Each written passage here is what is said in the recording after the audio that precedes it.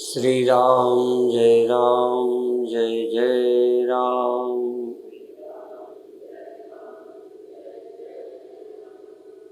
श्री राम जय जय राम।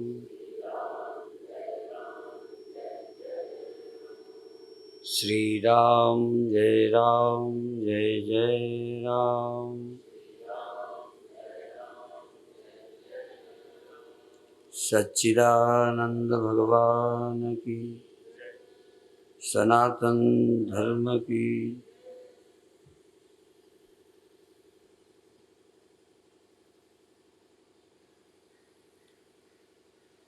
यद्यपि 5 कोश अन्नमय, प्राणमय, मनोमय, विज्ञानमय, आनंदमय 5 कोश हैं, पांचों को पार करना है। पांचों के अपने गुण स्वभाव हैं। शरीर का एक अपना स्वभाव है, पर फिर भी इसको कुछ अच्छा बनाया जा सकता है। इसी तरह प्राण शरीर की क्रियाशीलता में हेतु है, फिर भी उस प्राण में यत् किंचित संयम किया जा सकता है। इसी तरह मन और इंद्रियों के द्वारा जो बाहर के संबंध से सुख दुख का अनुभव होता है, उसके कारण बार बार मन कहीं से भगता है, कहीं को जाता है। ये ग्रंथ कोई अलग से ज्ञान नहीं दे रहे, ग्रंथ तो पूरे हमारे जीवन की ही चर्चा कर रहे हैं। ये कोई ऐसी कथा नहीं है जिसके विषय में हमको कोई अलग से समझने के लिए सोचना पड़े। शरीर ये जो बना है, बढ़ता है, बिगड़ता है, फिर नीचे जाने लगता है। पहले विकास वृद्धि को प्राप्त होता है, फिर क्षय होता है। पेड़ पहले बढ़ता जाता है, फिर पुराना होना शुरू होता है। पर पेड़ में मुख्य एक स्थूल शरीर है और प्राण है। मन आदि उसमें मनोमय कोश, विज्ञानमय कोश उसमें विकसित नहीं है, जागृत नहीं है।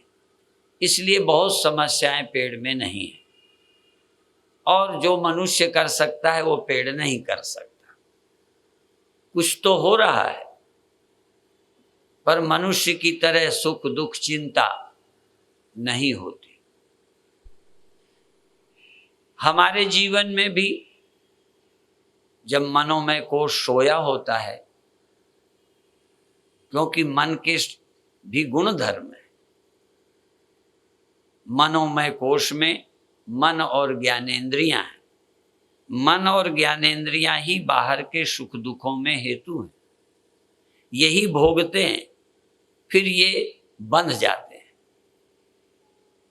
पर ये सुख दुख मन के क्यों हैं, सुख दुख लेने की प्रवृत्ति मन में क्यों है, वो अज्ञान से है। पर ये बात है कि ये मनोमय कोश के ही हैं। जिस समय मन सोया होता है, स्वप्न में भी नहीं, गहरी नींद में होता है, उस समय कोई संसार का सुख दुख नहीं होता। तो जिसके न रहने पर जो खत्म हो, समझो उसी का धर्म था। आंख के न रहने पर दिखना बंद हो जाता है, इसका मतलब देखना, हाँ। कान से सुनाई देता है, ये बिगड़ जाए तो सुनाई नहीं देता। और ये भी 3 तरह के हैं। इनमें तीव्र शक्ति रहती है, मंद शक्ति रहती है, समाप्त होती है। अंधपना, मंदपना, पटुपना। ज्यादा दिखाई देना पूरा, कम दिखाई देना, बिल्कुल ना दिखाई देना। ये हर इंद्री में लागू है। सुनाई देना, बहुत कम सुनाई देने लगना, बिल्कुल ना सुनाई देना। सुगंध आना, कम आने लगना, बिल्कुल ना आने लगना, ये इंद्रियों के धर्म है। सुख दुख इंद्रियों से जुड़कर मन अनुभव करता है। जब बाहर का देह नहीं होता, ये मन स्वयं रच लेता है सब कुछ और सुखी दुखी होता है। यद्यपि चाहे जागृत हो चाहे स्वप्न, हम सुखी ही होना चाहते हैं, पर दुख के भी स्वप्ने, बोलो,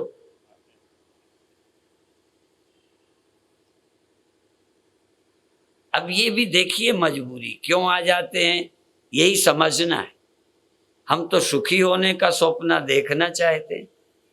स्वप्न भी हो तो सुख का हो, पर दुख का हो जाता है। आपको तो कभी दुख का स्वप्न नहीं होता, बोलो। जिसको जिसको दुख देने वाले, दुखी करने वाले स्वप्ने ना आए हों, वो हाथ उठावें। मुझे भी आते हैं। एक बार गाड़ी में ही मैं लेटा और गाड़ी में ही स्वप्न हुआ, जैसे शरीर का कुछ कुछ भान बना रहता है, जैसे गाड़ी का भान, गाड़ी चल रही और गाड़ी में ही गाड़ी के बहक जाने का स्वप्न, तेजी से जा रही है और जाके पेड़ से टकरा गई। टकराने के पहले मैं चिल्ला रहा हूं, रोको रोको, कंट्रोल करो, आवाज नहीं निकल रही। आप भी घबरा कर जब रात को चिल्लाते होगे, किसी की सहायता की जरूरत पड़ी होगी, आवाज नहीं निकलती और लोग सुनते नहीं। हमें लगता है हम चाहे नहीं बोल पाए, ये तो सुन ले, ये तो दौड़ पड़े, ये तो हमारी बात सुने, नहीं सुनता। हमें तो बड़े विचित्र स्वप्ने छोटे में सुना था। सांप से डर था, मार डालें तो झंझट खत्म, पर एक सुन रखा था कि यदि मारो और वो नहीं मरे, बच जाए तो बदला लेता है। तो स्वप्न में मारना शुरू किया, मार नहीं पा रहे, जोर लगा रहे हैं, जोर नहीं लगता। आपने स्वप्न में कभी किसी को पीटा कि नहीं? देखो, स्वप्ने अलग, लेकिन तब भी कुछ मिलते जुलते। हमारे तुम्हारे स्वप्नों में कहीं ना कहीं तालमेल भी है। मारते हैं, मार नहीं पाते, जोर लगाते हैं, लगता ही नहीं, सांप निकल गया, मार नहीं पाए। अब स्वप्न चल रहा है, अब तो भग गया, अब तो बदला लेगा, बदला लेगा। अब क्या करें, बहुत दुखी। इसी तरह हम नदी के किनारे जन्म हुआ, मगरों की बात सुन रखी थी, स्वप्न में मगर पीछे पड़े, भागे, भाग नहीं पाए। हो सकता है आपके कोई पीछे ना पड़ा हो, नहीं भागने का नंबर आया हो, क्योंकि जो संस्कार नहीं है वो स्वप्न भी नहीं होता। मगर पीछे पड़ा, सांप हमने मारा, तुमने शायद स्वप्न में कभी सांप मारा हो, नहीं मारा हो, नहीं मारा होगा। देखो फर्क है ना। पर किसी को तो मारा होगा। मन में आता रहता है, मन में विचार आता है। हमने स्वप्न में एक बार अपने चेले को पीटा। बचपन में तो सांप, गुरु बनने के बाद एक चेले से। अब हम पीटे, उसको लगा ही नहीं, बड़ी घबराहट। तो जब बुलाओ आवाज नहीं निकलती, जब भागो तो भाग नहीं पाते, जब मारो तो मार नहीं पाते। बड़ा दुख होता है, बड़ी बेचैनी होती है। जागृत से भी ज्यादा खतरनाक है स्वप्न। जागृत में तो थोड़ा बुद्धि काम कर जाती है, अब स्वप्न में आवाज नहीं निकल पा रही, गिर गए। एक बार मेरे बगल में रावटियों में, बहुत जगह हम गांव में जाते हैं, वहां घर तो ऐसे होते नहीं है कि 50-100 साधु ठहरा दे, तो बाहर रावटियां लगा दी जाती हैं कुंभ की तरह। बगल की रावटी में एक संत चिल्लाए रात को, चिल्ला रहे, आवाज ठीक साफ नहीं आती, ये तो लगता है कोई तकलीफ है, पर क्या तकलीफ है पकड़ नहीं आती, आवाज नहीं समझ आती कि कोई मार रहा है कि चोरी कर रहा है, क्या है, आवाज साफ नहीं निकलती। क्यों? उसका हेतु है, मन बोलता है, मन की आवाज इससे निकल नहीं पाती क्योंकि ये सोया है। जैसे अलसाए बच्चे को तुम जगा भी दो तो बहुत देर तक वो चैतन्य नहीं होता, तो मन को जरूरत पड़ गई हाथों की, मन को जरूरत पड़ गई बोलने की, पर अंदर से चिल्लाता है, इससे आवाज नहीं निकलती, इसलिए आवाज बिगड़ जाती है। ये शरीर उस समय सोया पड़ा है, निष्क्रिय है। अब ये स्वप्न में जाने क्या क्या रच लेता है, सब कुछ रच लेता है। मुख्य रूप में जागृत के संस्कार। यदि जागृत में तुम न मरते होते, भले नहीं मरे हो, पर मरना देखा है, मरने का ख्याल है, हम मर जाएंगे, हम मर जाने वाले हैं, आपके मन में एक आता है कि नहीं, आपके ख्याल में। अब जो चीज ख्याल में आ गई स्वप्नों में आ सकती है, जो आपके ख्याल में आ गई समझो बात बैठ गई। तो जब जागृत में हम मरने वाले हैं तो ख्यालों में भी मरने वाले हैं, और ख्यालों में ही जागृत में भी मरते हैं। भले बाहर के शरीर का ख्याल करके मन में आया कि हम मरने वाले हैं, पर आया ख्याल मरने का किसमें? देह में कि मन में? देह के कारण आया, पर मरने का ख्याल मन में आया। अब तन नहीं होगा तो मन देह बना लेगा, मरेगा। इसी तरह तन के रहते इंद्रियों के द्वारा सुख लिया, उनमें सुख का संस्कार मन में है, तो स्वप्न में भी सुख के व्यक्ति तैयार कर लेता है, उनसे सुख लेता है। स्त्री आदि का निर्माण, पुरुष का निर्माण, प्रेमी प्रेमिकाओं का निर्माण कर लेता है। जो भी तुम निर्मित करते हो, जागृत का अनुभव ही तुम्हें पकड़ता है। यदि जागृत के अनुभव में तुम मुक्त हो जाओ, जागृत में यदि मरने का ख्याल चला जाए, जागृत में यदि दुख का ख्याल चला जाए, जागृत में यदि तुम मुक्त हो जाओ तो तुम मर करके भी मुक्त हो जाओ, देह न रहने पर भी मुक्त होगे, क्योंकि तुम जागृत में मुक्त हो गए, मृत्यु रहित हो गए। अब मृत्यु रहित अनुभव कैसे करोगे? क्योंकि जागृत में देह के संबंध से जन्म मरण, देह इंद्रियों के कारण ही बाहर के सुख दुख, मान अपमान, लाभ हानि, पूजा, अनादर, आपकी बहुएं अनादर करती हैं, सास बहुओं को दुख देती हैं। अब बहू दुखी होती है तो स्वप्न भी बिचारी देखती होगी। कभी कभी सास ना भी हो ना, तो बहु सास से पीड़ित स्वप्न में भी होती होगी। जिससे तुम पीड़ित हो स्वप्न में भी पीड़ित हो जाते हो, जिससे तुम सुखी हो स्वप्न में भी हो जाते हो। वहां कोई और नहीं है, पर तुम्हारे अनुभव में है ना। इसीलिए स्वप्न और जागृत में फर्क इतना ही है कि जागृत में इस देह के संबंध से संस्कार बने, स्वप्न में बिना इस देह के संस्कारों ने देह और पदार्थ रच लिए। यद्यपि यह पदार्थ भी तुम्हारे पूर्व जन्मों की वासना से ही रचे हैं। तुम्हारा देह स्त्री या पुरुष का, अब फल देने के लिए अपोजिट सेक्स, फल देने के लिए पुत्र, फल देने के लिए नौकर, फल देने के लिए सांप बिच्छू शेर आदि इस जगत में भी निर्मित हो गए। तुमने ही कर्म किए थे, जिस तरह पाप और पुण्य तुमने किए हैं, उस परिस्थिति में आकर वैसा ही सुख दुख तुमको यहां मिल जाएगा। यद्यपि पाप करने वाले सुख के लिए पाप करते हैं, पाप भी कोई दुखी होने के लिए नहीं करता, पर वासनाओं में अंधे होकर जब पाप करता है तो उसका फल, पाप करने में सुख मिलता है, नहीं कोई न करता। करते समय जो सुख मिलता है, परिणाम में दुख मिलता है, देर में दुख मिलता है। मन कहता है बाद में जो होगा। हाँ, ये लाइन सबको याद है, ये सिद्धांत सबकी खोपड़ियों में है। यदि इस समय मेरे मन का कुछ है तो ये काम हो जाएगा, और बाद में जो होगा,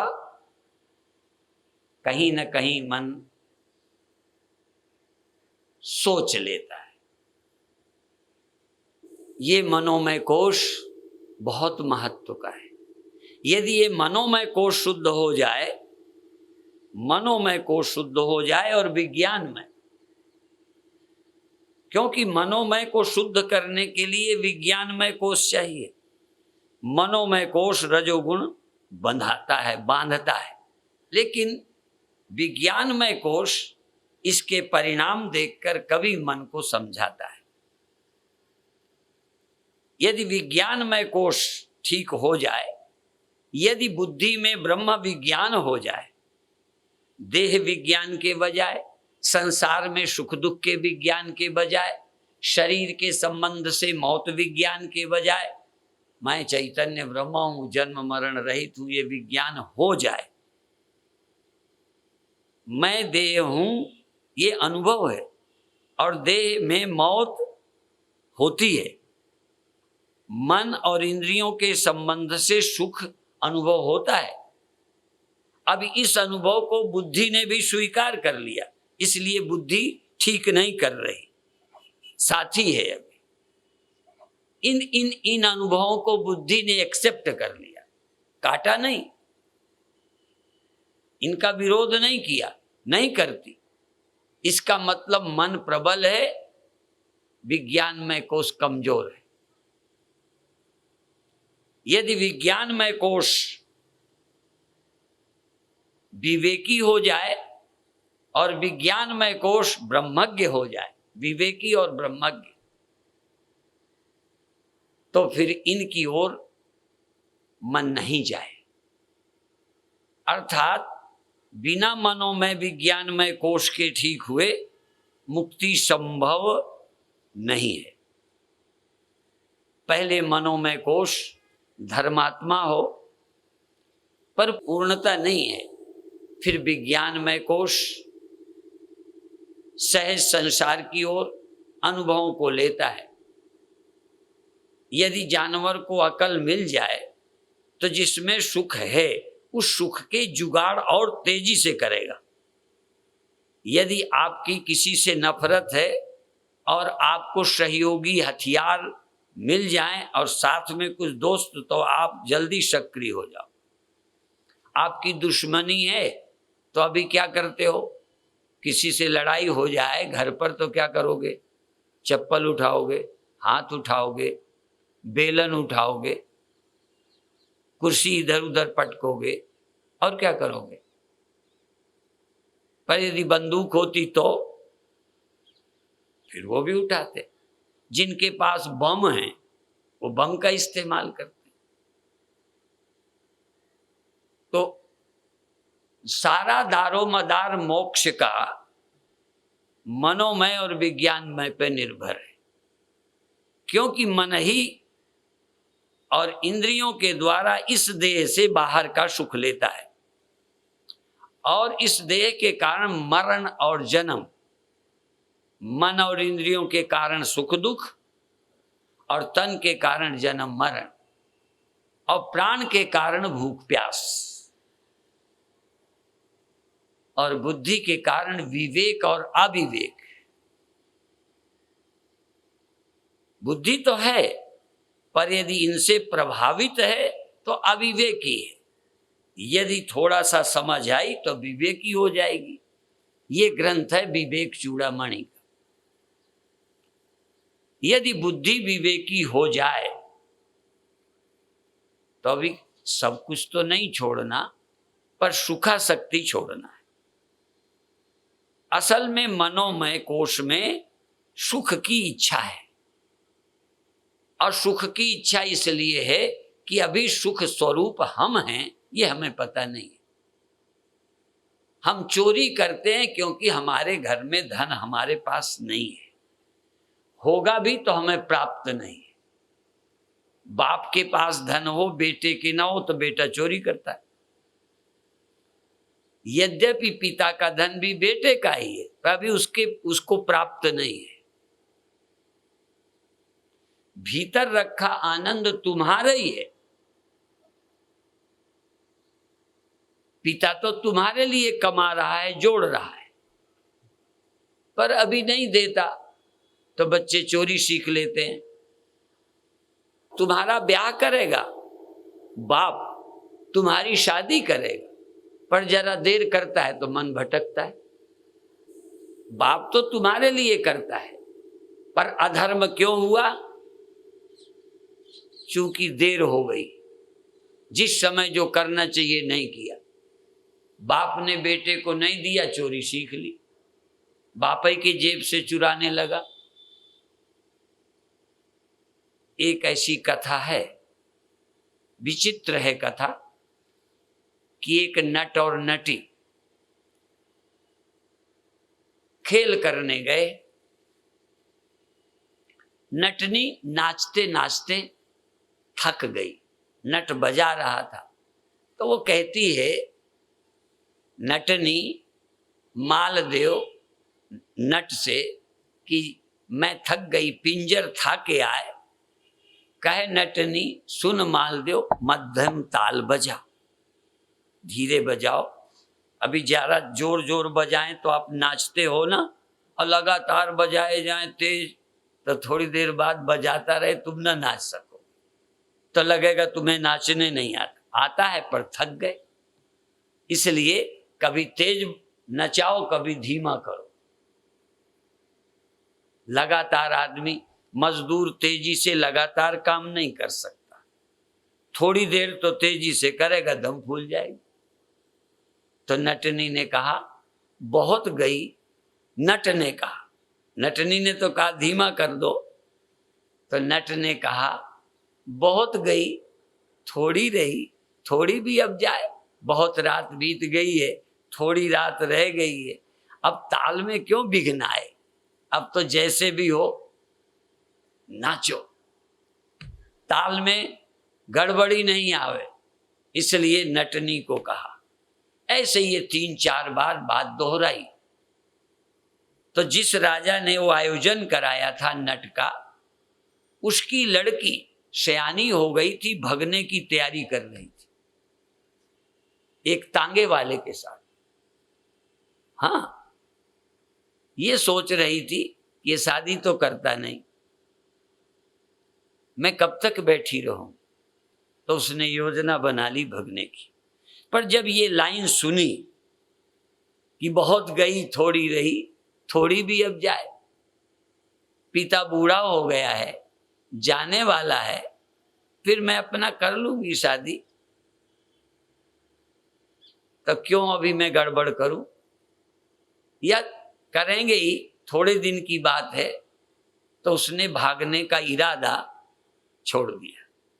थोड़ी देर के बाद जो लड़का था, पैसे को मोहताज, राजा अपना वो, एक दिन उसने सोचा था कि मैं पिता की हत्या कर लूं और राज्य कर लूं, पिता को मार दूं।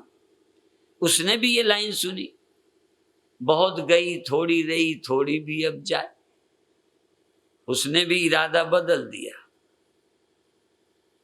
एक साधु था, आ गया था देखने, ठंडी में मर रहा था, कंबल पतला था, फिर भी इन लोगों ने किया क्या, शुरुआत साधु से हुई। उसने सुना, उसका मन था कि शादी कर लूं। कभी कभी उपदेश से बड़ी खुशी होती है। कल एक बेटी खुशी में रो रही थी, गुरु माँ की शिष्या, प्रेम में आनंद में रो रही थी। बहुत अच्छा लगा, उनके शिष्य बहुत ध्यान में, प्रेम में मस्त रहते, अच्छा लगता है, जैसे उनके अंदर इसकी लगन है। तो ऐसे ही साधु का विचार थोड़ा गड़बड़ाया था, पर जब उसने गाया, बहुत गई थोड़ी रही, थोड़ी भी अब जाए, अब थोड़ी उम्र रह गई, अब क्यों अपना जिंदगी में कलंक लेना। तो उसने शादी का इरादा बदल दिया। अब बदला ही नहीं, उस खुशी में अपना कम्बल दे दिया, खुशी में कम्बल दे दिया। असल में एक प्रेरणा मिली, जैसे जीवन में एक समझ आई, भटकते मन को बचने का रास्ता मिला, बल मिल गया, उस खुशी में दिया। लोग तो 1 रुपया चढ़ाते, ठंडी में मरने वाला साधु एक ही कम्बल वो भी दे दिया। इसी तरह उस लड़की ने भी अपने गहने उतार के दिए। इरादा बहुत खोटा आया था, प्रेरणा मिल गई। इसीलिए जब कोई गुरुओं से ज्ञान प्राप्त, जनक ने राज्य दे दिया, अपने को समर्पित कर दिया। कोई ना कोई चीज जब मिलती है तो लगता है क्या दे दूं, क्या दे दूं। अब यहां कोई उनको नहीं, पर समझ, तो लड़की ने भी कुछ दे दिया, लड़के ने भी कुछ उतार के दे दिया। अब राजा को बड़ा बुरा लगा। तो सबसे पहले लड़का लड़की को तो नहीं, उस बाबा को बुलाया कि तेरे क्या हो गया, तू पागल हो गया, कम्बल क्यों दे दिया, ठंडी में मर रहा है। संत ने कहा, आज मुझे बहुत कुछ मिला, जिंदगी जो पाया था वो भी खोने जा रहा था, एक धर्म के रास्ते से अधर्म के रास्ते में जा रहा था, पर इसके एक गीत ने, इसकी एक लाइन ने मुझे दिशा मजबूत कर दी, वहां से मन हटा, इस खुशी में मैंने दिया। अब उसने लड़की से भी पूछा, तुझे क्या हो गया, तूने गहने उतार के दे दिए। कहने लगे, पिताजी सयानी हो गई हूं, काम वासना प्रबल, शादी का मन करता था, तुम अभी ढूंढते ही फिर रहे हो, मैंने सोचा भग जाऊं तांगे वाले के साथ।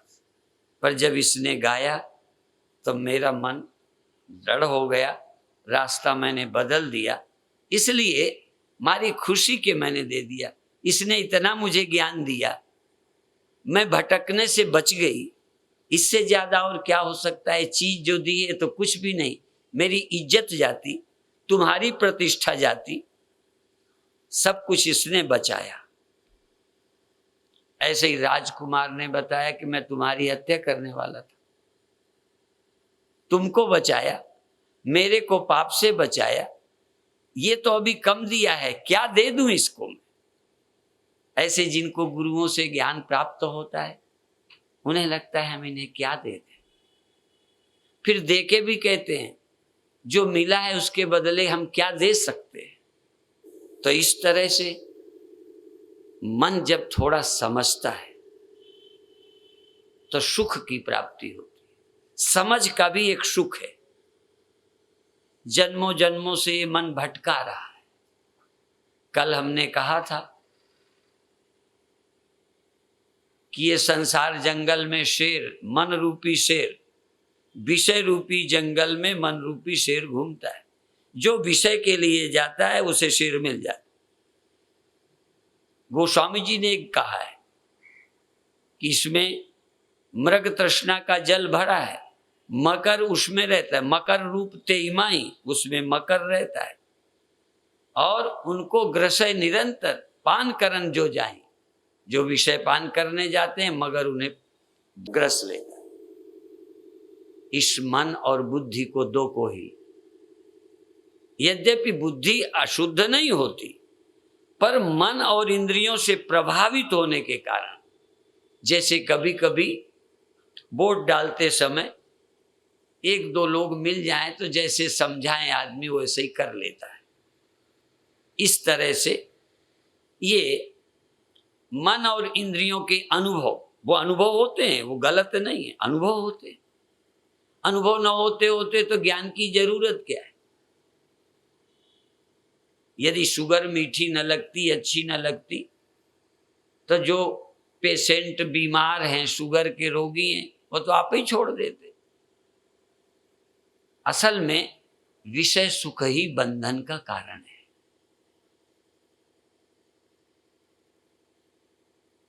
तो विवेकवती बुद्धि पहले इन विषयों के राग का त्याग करे, प्रबल राग जो है वो छूट जाए, आवश्यकता अनुसार संसार के कर्म करे और कर्म में सुख मिलता, इसीलिए रजोगुण कर्म में बांधता है।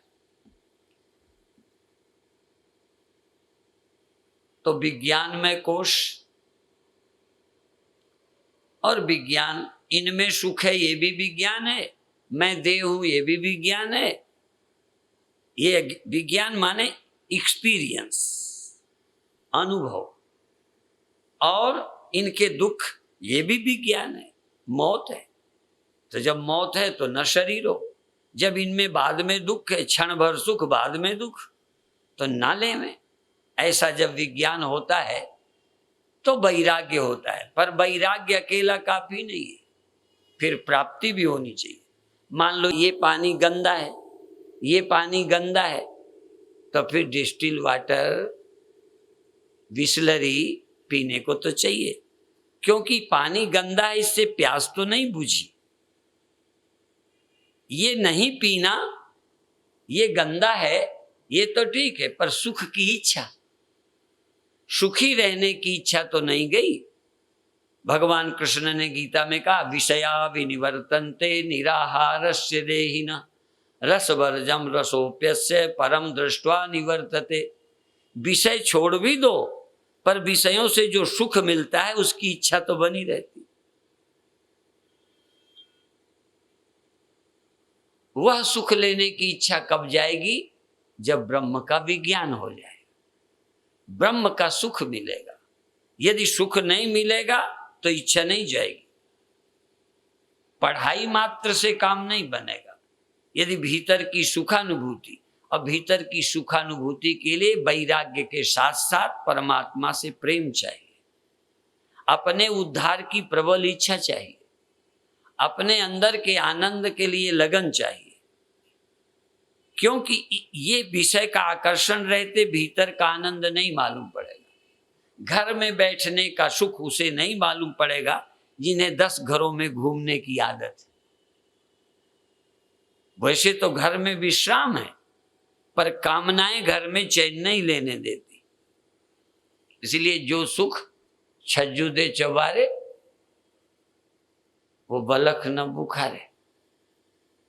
जो अपने घर में सुख है बाहर कहीं नहीं है। अविनाशी सुख अपने आसन, अविनाशी सुख अपने घर में, अपने, लेकिन अभी नहीं। अभी अपने में तो सपने में भी नहीं है। सपने में भी जगत का ही सुख है, जागृत में भी सपने में भी। अपने में तो सुख है ही नहीं। सुख तो किसी के मिलने से मालूम पड़ता है। यदि हमको अपना सुख मिल जाए तो फिर रोटी शरीर निर्वाह के लिए खाएंगे। यदि हम अंदर से संतुष्ट हों तो कपड़े दिखाने के लिए नहीं पहनेंगे, इज्जत के लिए। बुरा लगता है, नंगा नहीं रहा जा सकता, इसलिए पहने। गर्मी सर्दी से बचने के लिए, ना कि फैशन के लिए। तो भोजन शरीर निर्वाह के लिए, वस्त्र मर्यादा के लिए, सर्दी गर्मी से बचने के लिए, मकान शरीर की रक्षा के लिए, विश्राम के लिए, सोने के लिए, दिखाने के लिए नहीं। पर अभी तो मन अपनी किसी वासना के लिए, बड़ा कहलाने के लिए बिल्डिंग बना रहा, रहने के लिए कि दिखाने के लिए। ईमानदारी से बोलना, झूठ नहीं बोल।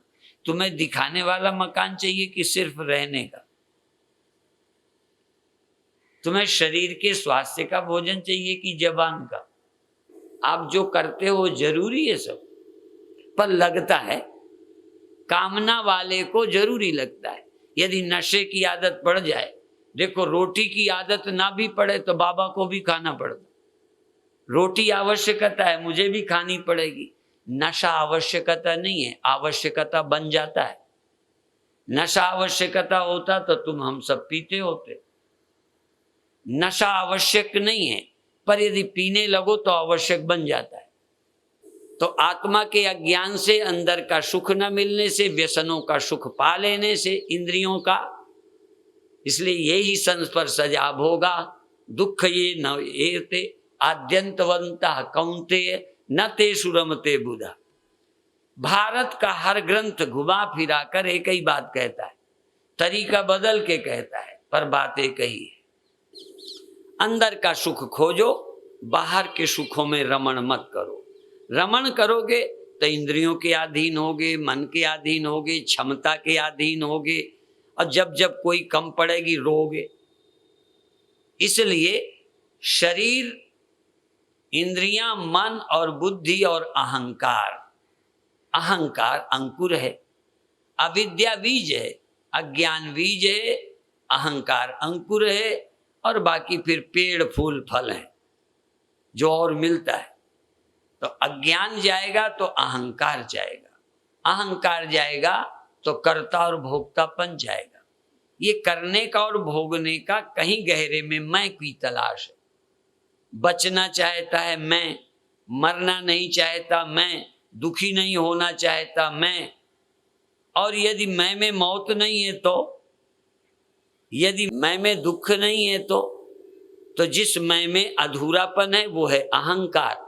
वो सीमित है, आत्मा असीम है, पर आत्मा अज्ञान से सीमित अहम के साथ जुड़ गई, फिर असीम होने को चाहती है, विस्तार चाहती है। विस्तार के लिए फिर धन विस्तार के लिए चोरी ठगी, राज्य विस्तार के लिए बूथ कैप्चरिंग।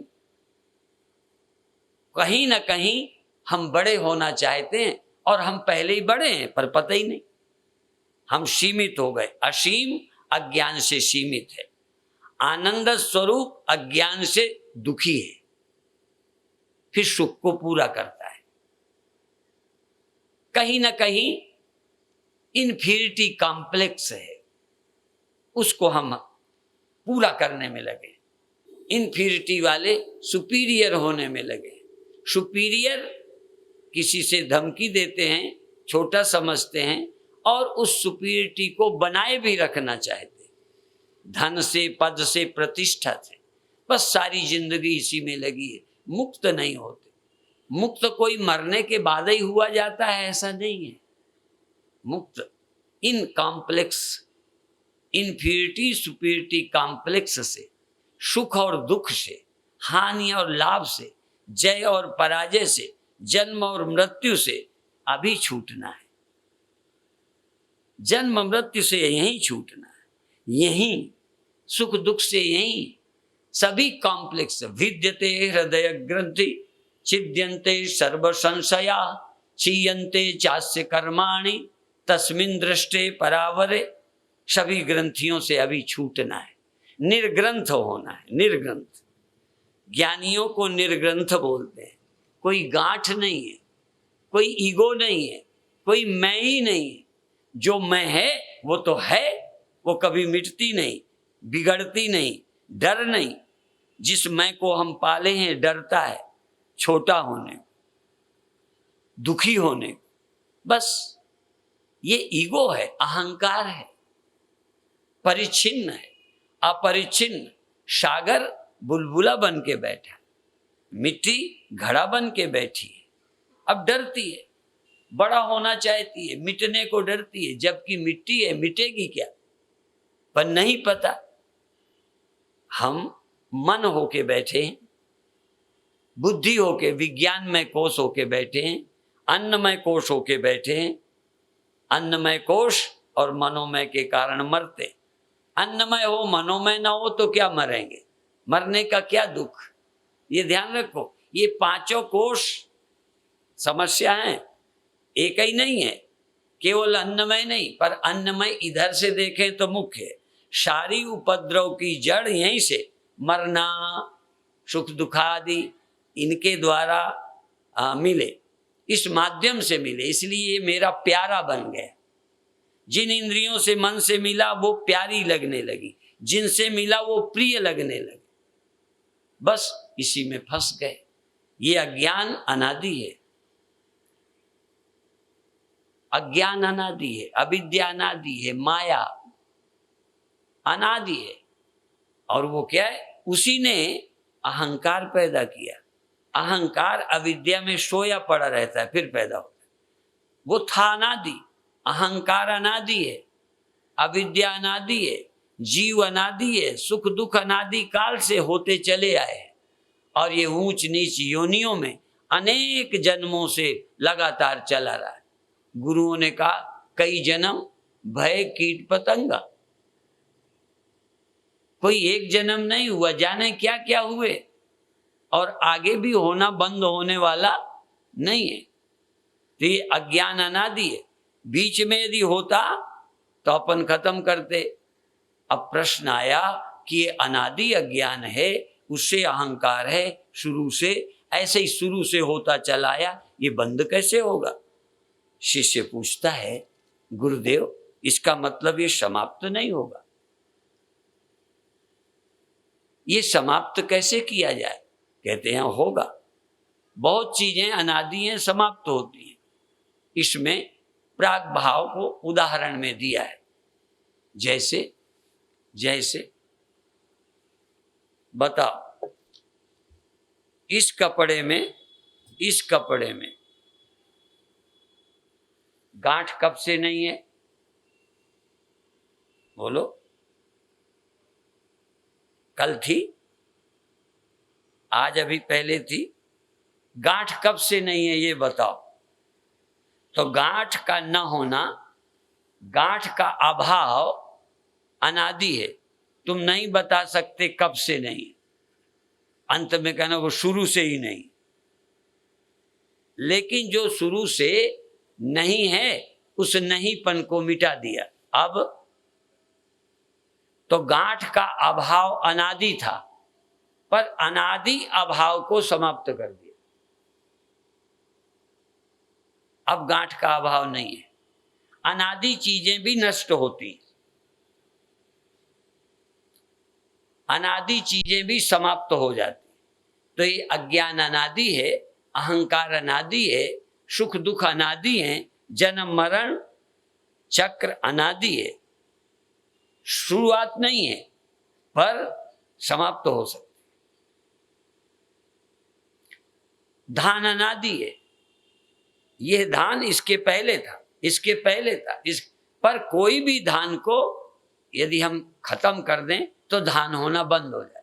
है तो अनादि पर शांत हो सकता है, समाप्त हो सकता है। तो जन्म मरण, जीव भाव, सुख दुखादि, सीमितता अनादि है। और अनादि है अज्ञान के कारण।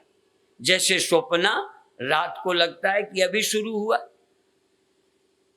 स्वप्न जब आप देखते हो उस समय लगता है अभी अभी हुआ है, लगता है ये तो स्वप्न ही थोड़ा है। सच्चा भी लगता है और अनादि भी लगता है।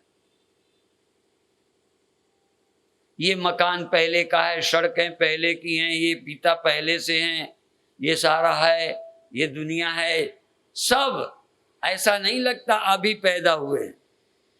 स्वप्न तुम्हें पैदा हुआ लगता है, तुमको तो स्वप्न में लगता है ये है, सत्य है, चला रहा है, जबकि हुआ अभी अभी है। अनादि है, पर यदि नींद खुल जाए तो जाने कब का संसार कितना सच्चा एक सेकंड में चला जाता है। हजारों साल का गुफा का अंधकार उजेला करो चला जाता है। कोई गुफा में जाके पूछे अंधेरा कब से है, कहते तो जब से गुफा रही होगी तभी से है, कोई बीच में थोड़ी है। तो इतने दिन का पुराना अंधकार आज पैदा हुई रोशनी से कैसे जाएगा? रोशनी अभी पैदा होगी और इतना पुराना कब्जा अंधेरे का, ये अज्ञान वासना अहंकार का कब्जा अनादि काल से। कई बार तो जायदाद में पुराना कब्जे के आधार पर लोग लड़ते हैं, पर यहां यद्यपि इनका कब्जा है, पर यदि सिर्फ अज्ञान चला जाए, केवल ब्रह्मता का बोध हो जाए, ब्रह्मता के बोध होते ही, जैसे जागते ही स्वप्न, निद्रा और स्वप्न साथ ही सब समाप्त हो जाते। जागते ही एक काम करते हो, कौन सा? जगने का। समाप्त तो स्वतः ही हो जाता है। ब्रह्म ज्ञान का प्रयत्न कर लो, ब्रह्म ज्ञान हो जाए, आत्मा ब्रह्म का ऐक्य, तो बाकी अविद्या के जाते अहंकार, मन, बंधन, भ्रम सब समाप्त हो। पर होना चाहिए ब्रह्म ज्ञान। अच्छा, अंधेरा हो और चित्र का दीपक आर्टिस्ट से बनाकर दीपक अंधेरे में ले जाओ, बढ़िया सुंदर दीपक हो, बढ़िया जलती ज्योति दिखती हो, क्या बढ़िया दिया बनाया है, जलता हुआ, यदि ले जाओ तो अंधेरा जाएगा। इसलिए यदि आत्मा का ज्ञान न होकर आत्मज्ञान की बातें हों तो अज्ञान नहीं जाएगा, भ्रम नहीं जाएगा।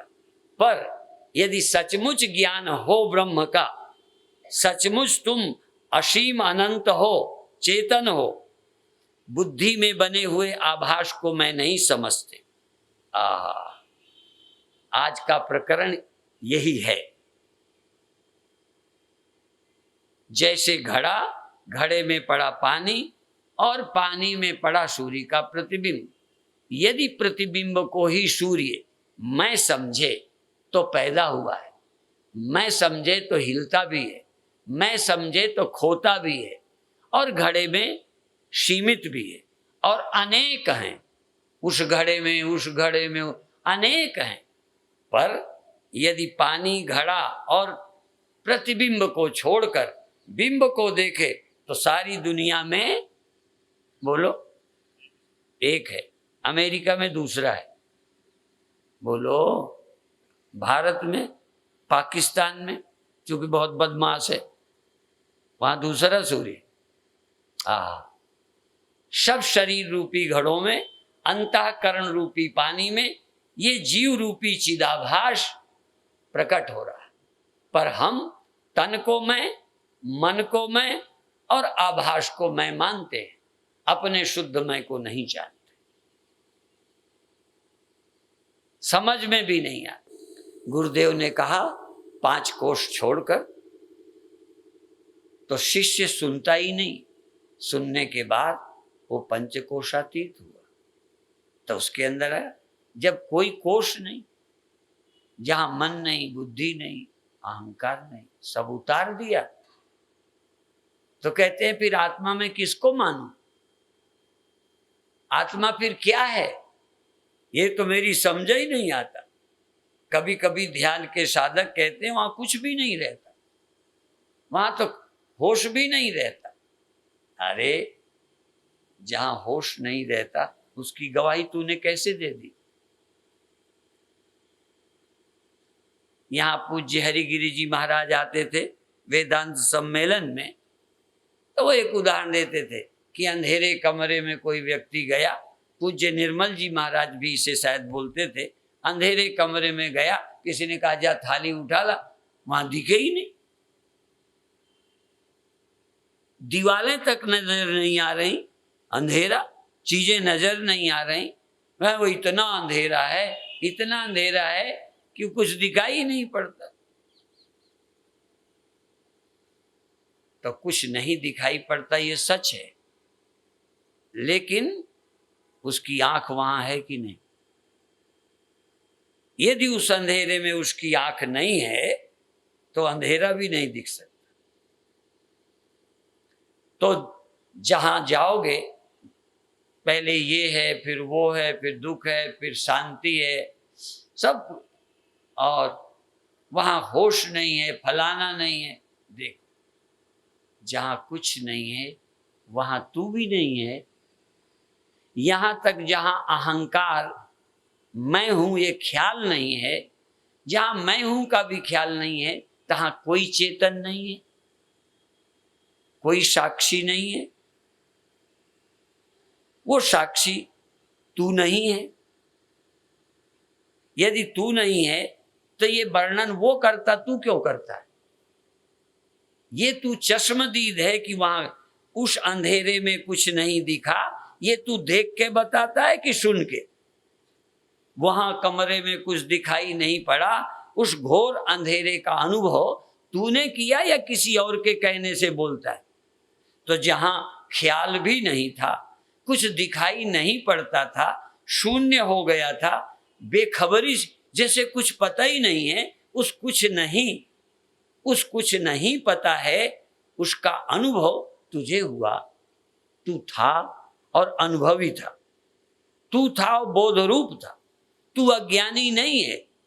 इंद्रियां वहां नहीं थी, नहीं दिखा, मन वहां नहीं था, दुख सुख नहीं मालूम पड़े, बुद्धि नहीं थी तो जो और की कल्पनाएं थी नहीं थी। लेकिन जहां कुछ नहीं था तहां तू नहीं था। यदि ये कोई बताता है तो वो जरूर था। यदि तुम वहां की बात बताओ कि वहां लड़ाई हो रही है तो तुम देख के आए, तुम बता रहे हो। तो चश्मदीद गवाह, चश्मदीद। यदि तुमने वहां इनका न रहना तुमने देखा या दूसरे ने, बस इतना ही पूछेंगे आज।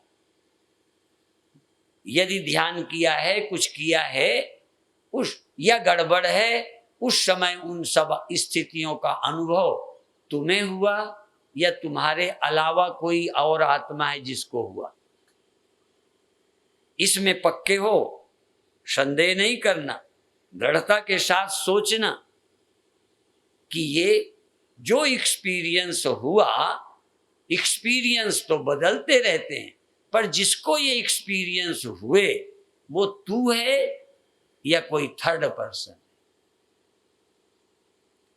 और जो इस घड़े में चमक रहा है, जिसकी रोशनी से इस घड़े में प्रतिबिंब बना है, प्रतिबिंब हिला है, प्रतिबिंब खोया है, वही चैतन्य प्रकाश और घड़ों में भी, उसी का प्रकाश औरों में है।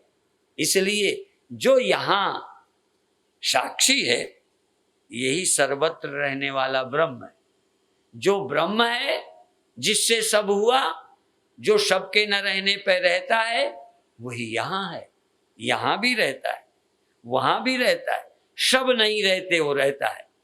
वह कौन है? यहां ढूंढो, पहले यहां ढूंढो कि है कोई कि गप है।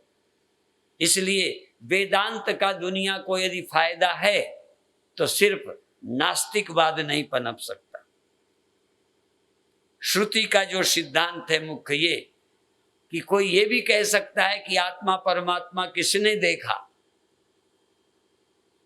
यदि आत्मा परमात्मा नहीं है तो इनका अभाव किसने देखा? आत्मा का अभाव किसने देखा?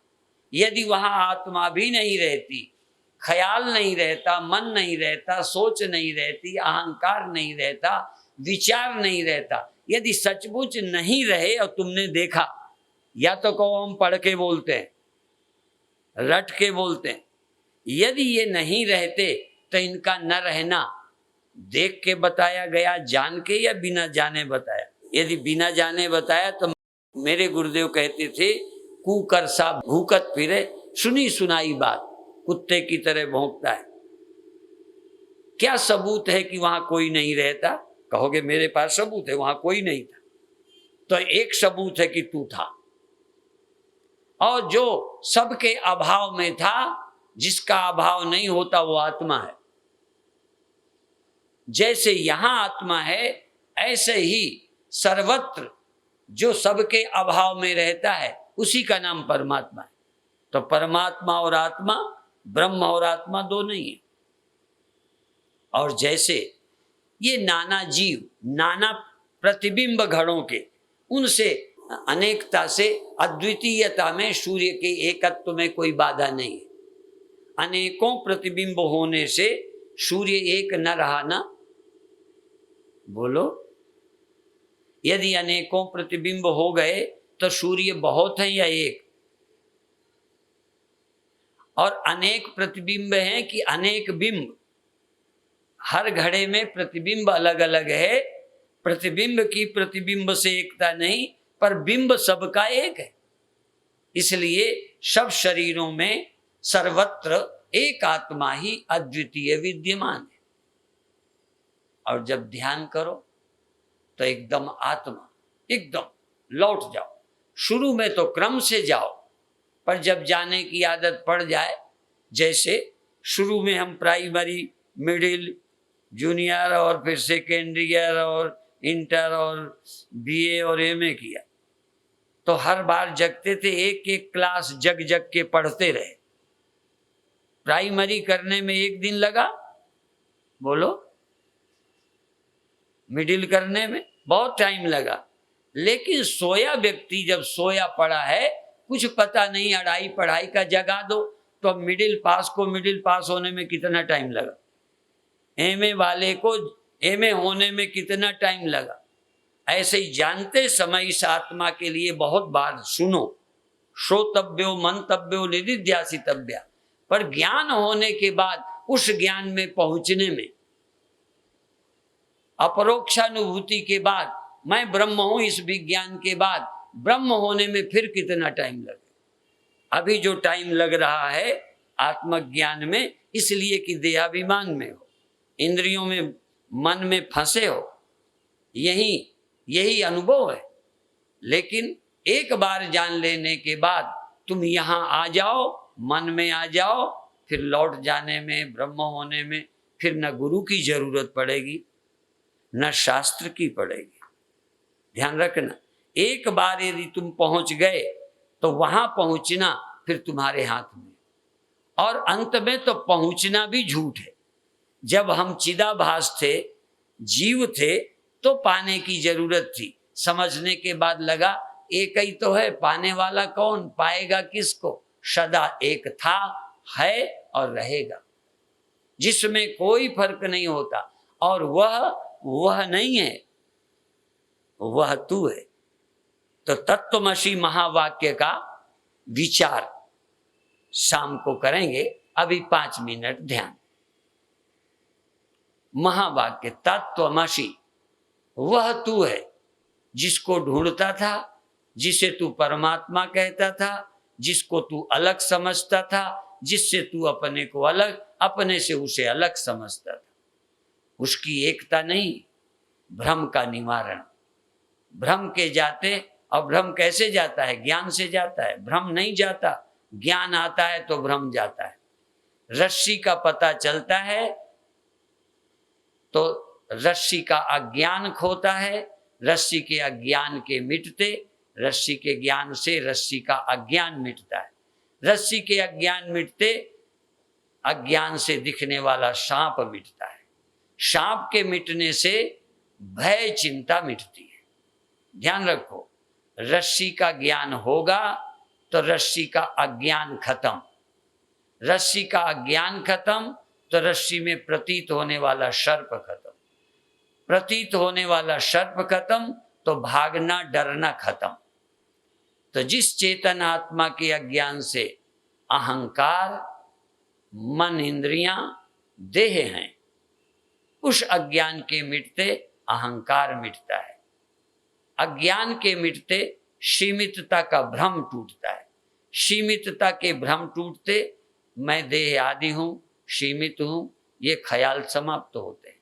और जब मैं सीमित ही नहीं हूं तो मेरा ये है, मेरा वो है, ये ख्याल मिट जाता है।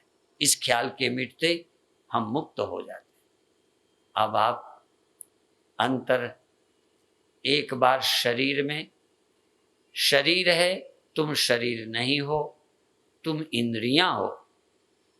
शरीर है पर तुम अन्नमय कोश नहीं हो। क्या हो?